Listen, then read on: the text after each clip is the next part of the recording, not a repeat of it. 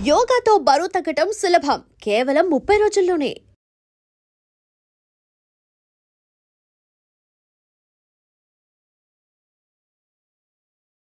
So Balu గారు మీకు మంచి ప్రశంస ఇచ్చారని ఆ రోజు. సో ఆ విషయం గురించి చెప్పండి.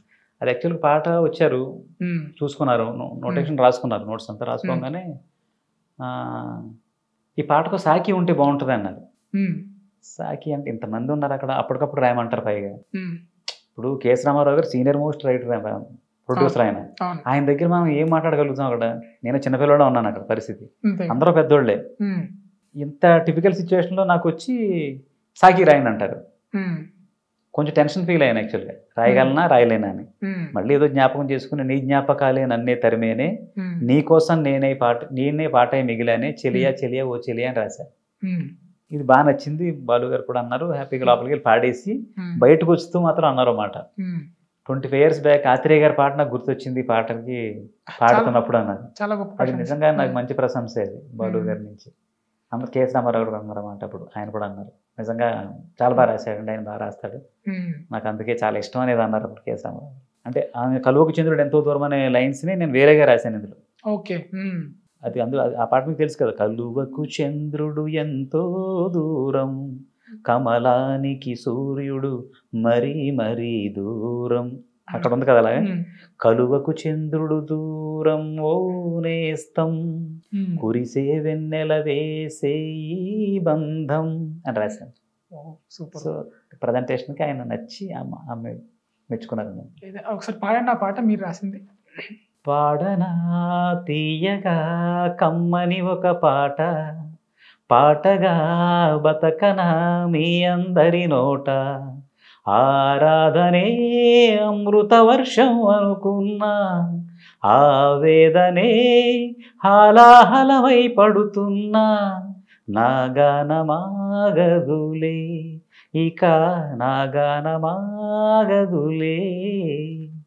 సో ఇప్పుడు ట్యూన్స్ రాస్తారా, లేదు అంటే ఇప్పుడు మీరే పాట సిచ్యువేషన్ ఇచ్చేస్తే పాట తీసుకొచ్చి ఇస్తారా? బోత్ సైడ్స్ అండి చేయగలరు. రచయితలు చాలా వరకు అలానే ఉంటారు.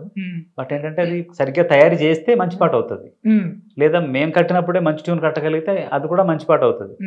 కానీ కొన్ని సార్లు సరిగ్గా కట్టకపోతే మాత్రం పాడవుతుంది, పాట పాడవుతుంది. ట్యూన్ మంచిగా లేకపోతే మాత్రం డెఫినెట్ గా పాటకి అందం ట్యూనే, తర్వాతే పదాలు. సో మీరు ట్యూన్ చేసిన పాటలు ఏమన్నా, ట్యూన్ చేసి రాసిన పాటలు?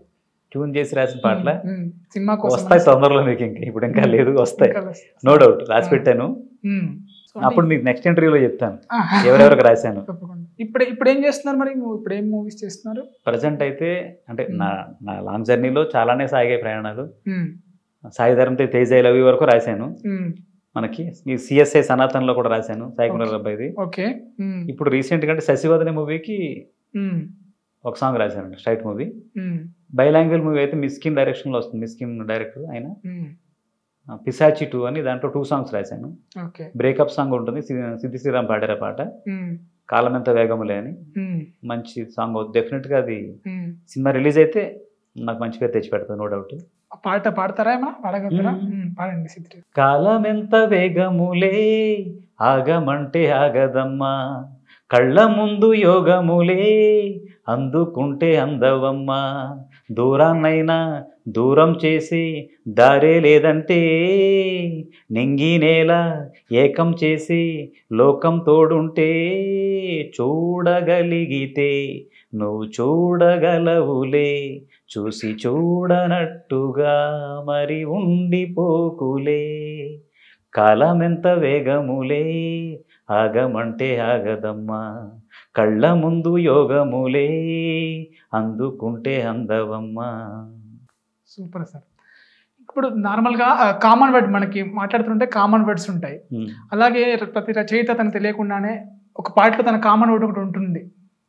ఫర్ ఎగ్జాంపుల్గా సిరివెన్నెల గారు చూసుకున్నట్లయితే, సో గాలివాలుగా గులాబీ అనేసి, అంటే గాలివాటు గమనానికి గాలిబాట దేనికి, అది చెప్పబోతున్నాను. అలాగే గాలివాలు, ఇటువంటి పదాలు కొన్ని, అంటే ఇప్పుడు మనం పాట వినగానే సో ఇప్పుడు మనం ముద్ర వేసుకుంటాం కొన్ని మాటలతో. నా పాటలో 2 సార్లు వాడతాను మాటని, 2 సార్లు వాడతారు. నా పాటలు చాలా వరకు మీకు అదే ఉంటది. 2002 వరకు సత్యభామ సత్యభామ సంగతి ఏంటో. అదే ఒకటి అందులో కూడా మీకు రిపీటెడ్ గా పదాలు నా పదాలు జనరల్ గా నా పాటలకు ముద్ర అని అంటారు. అది ఫస్ట్ లో అనేవాళ్ళు 2 సార్లు రాస్తాడు రవి పల్లవిలోనే అని ఇట్లు పెడతానండి. సో అదే విధంగా ఇప్పుడు చిరుత కండ్ల వాడే చిలిపిచ్చినోడే. సో ఇంకా దీంట్లో కూడా చిరుత అనే మళ్ళీ పదం యూజ్ చేస్తారు. ఇది చిక్కు చిక్కు బొమ్మం అదే మీకు రిపిటేషన్ వస్తుంది. అదే అంటున్నా మీకు అప్పట్లో రాసిన పాటలు మాక్సిమం అది రిపీటెడ్ వర్డ్ ఉంటుంది పాట. ఓకే. సో ఇదే చిక్ బొమ్మం చూసుకుంటే మీరు ఎన్టీఆర్ ఫ్యామిలీకి ఒక యాంథమ్ ఇచ్చారు అనుకోవచ్చు. సో అది అంటే మీరు అప్పుడు నిజంగా అలాగే ఫీల్ అయ్యారు అందరూ. సో ఆ పాట వెనుక అంత బాగా ఎలా వచ్చింది, ఎలా రాగలిగింది పాట? అది యాక్చువల్గా దుర్గా అని ఫ్రెండ్ నాకు చెప్తే నేను వెళ్ళాను తెలవడానికి. బెల్లంకొండ సురేష్ గారు ఆఫీస్కి వెళ్తే కలిసారు, బయటే ఉన్నారు, విష్ చేశానా, లోపలికి వెళ్ళిపోయారు. చెప్పంగానే రీసెంట్ గా రాసిన సాంగ్ నువ్వు వస్తావని సాంగ్ అనేది. సో నాకు నోటెడ్ గా ఉంది సాంగ్. అప్పుడు అందరికీ తెలిసాను నేను చెప్పుకోవడానికి, పెద్ద హీరో బ్యానరు. సో నేను తొందరగా ఎలివేట్ అయ్యాను అక్కడ. ఆయన అన్నారు లోపల నేను వస్తానని పిలిచి వినాయక్ గారిని పిలిచి ఆ ఇంట్రొడక్షన్ సాంగ్ కథ చెప్పండి దీనికన్నారు. దాని గురించి సిచ్యువేషన్ చెప్పమంటే ఆయన మొత్తం కథ అంతా చెప్పారు. ఈ పాటలో నాకు ఈ పాట సిచ్యువేషన్స్ ఇంకా కాదు, మొత్తం పాటలోనే మీకు కథ అంతా తెలియాలని క్లైమాక్స్ సీన్ తప్ప మొత్తం అంతా చెప్పారు ఆయన వినాయక్ గారు. చాలా టైం తీసుకున్నారు ఆ రోజు. మీకు అంతా అర్థమైందా అని అంటూనే అన్ని చెప్పారండి. విన్నాను, అంతా విన్నా.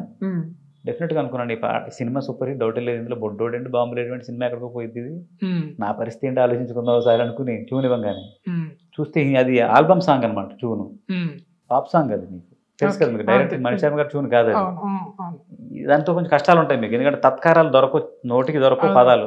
ముందు బైహెడ్ కావాలంటే ట్యూన్ మనకు పాడుకోవడానికి అనువుగా ఉండాలి. అవకాశం లేదు నాకు. అది చాలా కష్టపడ్డాను ఆ ట్యూన్ విషయంలో మాత్రం నిజంగా. కానీ నేను అనుకున్నది ఏంటంటే ఏం చేసినా ఈ పాటలో మాత్రం మామూలుగా రాయకూడదు, నేనంటూ ముద్ర వేసుకోవాలి. ఇప్పుడు జూనియర్ ఎన్టీఆర్ గారు ఫ్యామిలీ ముద్ర ఉందండి, నందమూరి వంశం అయింది. ఆయన పెద్ద ఆయన అందరూ ఉన్నారు కదా వరుసగా. ఇంకా ఆయన పెద్ద ఎన్టీఆర్ గారు, బాలకృష్ణ గారు, హరికృష్ణ గారు అందరూ వరుసగా ఉన్నారు కింద లైన్ లో. ఆయనకి వెనకాల గ్రాఫ్ ఉంది, మనకేముంది ఇక్కడ నథింగ్ కదా. నాకు ఎవరు బ్యాక్గ్రౌండ్, ఇండస్ట్రీలో బ్యాక్గ్రౌండ్ ఏం లేదు నాకు. ముద్దుగా బీటెక్ చదువుకున్నాం, ఏదో కన్స్ట్రక్షన్ కంపెనీ పని హైదరాబాద్ వచ్చాం, అనుకోకుండా అడగలేసాం, ఇది వచ్చింది. సో నేను కాపాడుకునే ప్రయత్నం గట్టిగా చేయాలి కదా. అలాంటప్పుడు ఏదో ఒకటి చేయాలి అని అన్ని ఆయన మాటలు అవన్నీ బాగా గుర్తుపెట్టుకుని నైట్ కూర్చున్నా 11 o'clockకి. సరే శబ్దంతో వెళ్దాం, అర్థం లేకపోయినా పర్లేదు, కొన్నిసార్లు ఎవరు పట్టించుకోరు కదా అని ఆ వర్డ్స్ పెట్టి చిక్కు బొమ్మ అనే దాని మీనింగ్ లేదు, ఇంకా సౌండ్ అంతే. కానీ సింక్ చేశాను అక్కడ మళ్ళీ కరెక్ట్ గా, దాంతో మంచి పాట పడింది. నాటి రాముని రూపం మాకు మాత్రమే సొంతం, నాకు మాత్రం సొంతం అని రాశాను నేను. పాట అంతా నచ్చేసింది అందరికి. వినాయక్ గారిని లోపల తీసుకెళ్ళి మీరు నేను ఇండస్ట్రీలో కరెక్ట్ గా ఉండాలి అంటే దీన్ని ఏదో చేయాల్సి వస్తుంది, ఏదో ఒకటి చేయండి. నాకు మాత్రం సొంతం అన్నారా, మీరు నేను ఇండస్ట్రీలో ఉండవు అన్నారు. సరే అయితే ఇబ్బంది ఏం పడక్కర్లేదండి సార్ అని నా తీసేసి మా అని పెడదాంలేండి సార్ అన్నాను. అమ్మాయి బతికించారు, నేను అందరిని వేస్తానంటే వెనకాల మీకు పాటలు వస్తాయి కదా, వెనకాల అందరు హీరోలు వస్తారు కదా, పెద్ద ఆయన పెద్ద ఎన్టీఆర్ గారు, బాలయ్య బాబు, హరికృష్ణ గారు అందరు వస్తారు. బతికిపోయాం ఆ లైన్ వల్ల. నేను నాకు మాత్రం సొంతంగా రాశాను, అభిమానం చెప్పుకోవడం కోసం. అంటే డెఫినెట్ గా అభిమానం చెప్పుకోవడం కాదు, నేను నా ఫీలింగ్ అదే, యాక్చువల్గా నా ఫీలింగ్ అదే, పాట ద్వారా చెప్పడమే. సో ఎన్టీఆర్ గారు ఏమన్నారు మరి ఈ పాట విన్నాగానే? ఫుల్ ప్లస్ కదా అందరికి అప్పట్లో. సో ఎన్టీఆర్ గారిని ప్రత్యేకించి మీకు డెఫినెట్ గా మామూలుగా ఎందుకు ఉంటది అసలు, అందులో పెద్ద హిట్ కదా సినిమా సూపర్ హిట్. అది చాలా బాగుంది. ఎన్టీఆర్ మీతో చెప్పంచుకున్న అనుభవం 100% మెచ్చుకున్నారు ఆ రోజు నాకు. బాగా రాశారు. అప్పుడు కన్నా అల్లరాముడికి బాగా సింక్ అయ్యారు నాకు. ఆ పాట గుర్తింపు అల్లరాముడి వరకు వచ్చాను ప్రయాణం. అల్లరాముడు 3 songs రాశాను నేను. 2002 వరకు నాదే, బొడ్డును చూడే బంగారం వాడే నాదే, జడకు జడ మెడకు మెడ అనే సాంగ్ ఉంటుంది నగ్మాతోటి అత్తగారితో, ఆ సాంగ్ కూడా నాదే. అప్పుడు కొంచెం ఇంకా దగ్గర అయ్యారు, చాలా పంపించుకునేవాళ్ళు సెట్ లో వస్తే. మీరు ఏదో రాస్తారు మొత్తానికి, తెలియకుండా బూతుల్ని అనేవారు. And for more videos, please subscribe to iDream. Please subscribe to iDream. Please subscribe iDream. And please subscribe to iDream. For more videos, subscribe to iDream. please like, share and subscribe to the channel. Congratulations, iDream. Subscribe to iDream. Subscribe to iDream. So subscribe to iDream Media. iDream ki iDream team andarki huge congratulations. Please subscribe iDream Media. Please subscribe to iDream. Subscribe iDream. Please subscribe to iDream. iDream అంటే నా కళల channel subscribe చేసుకున్న నోరు తిరుగుతలేదు, మీరైతే గంట గుర్తు కొట్టండి. For more such videos, please subscribe to iDream. Subscribe to iDream. Please subscribe to iDream. Please subscribe iDream Media. Please do subscribe to iDream. Please subscribe to iDream Media. For best entertainment and information, please subscribe iDream. And don't forget to subscribe to iDream.